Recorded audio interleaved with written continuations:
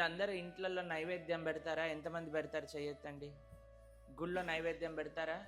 నైవేద్యంలో అన్నిటికంటే ముఖ్యమైనది ఏంటి? తులసి పెట్టండి మన నైవేద్యం భగవంతుడు స్వీకరిస్తాడా చెప్పండి? స్వీకరించడు కదా. మహారాజుల వారు అన్నారట, తృణాదపి సునీచేనకి మన జపానికి ఉండే సంబంధం ఏంటి? తులసికి నైవేద్యానికి ఉండే సంబంధము అన్నారు. అంటే ఏంటి?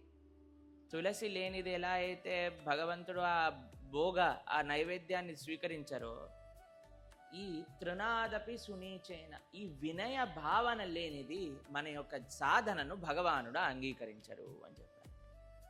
కాబట్టి మనం ఎంతైతే సాధన చేస్తామో, హరినామం చేస్తామో, మనం ఏవైతే సేవలు అందిస్తామో, అన్నిటికంటే ముఖ్యమైన భావన మన హృదయంలో ఉండవలసినది ఏదన్నా ఉంటే అది వినయం.